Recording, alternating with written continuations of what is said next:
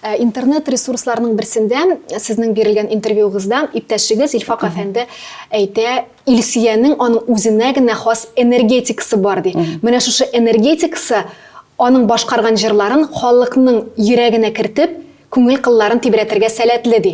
Менә бу энергетик ул сезгә кайдан килгән? Мин ансын әйтә алмыйм, дөресе ансын башкалардан сорарга кирәк. Сон сизәсезме үзегез? Менә сез бит көчле характерлы, шундый усал кебек күренсәгез дә, бит елатасыз да җырларыгызны. Юк, мин беренчедән бер нәрсәне дә мин менә шушылай эшлим әле. Менә бу әйбер атырга тиеш. Менә буларны тамашачы кабул итәргә тиеш. Бу шулай булырга тиеш дип эшләмим бер әйберне дә. Кайбер вакытта, мәсәлән, миңа анда авторлар чыгалар, менә бу җыр хит булачак, син моны җырларга тиешсең дип. Әгәр дә аның берәр җире минем күңелгә ятмый икән, мин аны җырлый алмыйм, атам дисәләр дә. Менә бу җыр хит булачак, ул сиңа миллионнар китерәчәк дисәләр дә, әгәр ул минем күңелем белән тәңгәл килми икән, мин аны эшли алмыйм. Мин гомумән яратмаган кеше белән аралаша алмыйм. Мин яратмаган эшемне башкара алмыйм.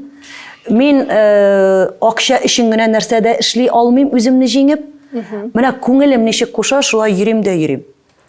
Җырлар да шуның белән бәйле, кешеләргә булган мөнәсәбәтем дә, гомумән тормышка булган мөнәсәбәт бөтенесе дә шуның белән бәйле.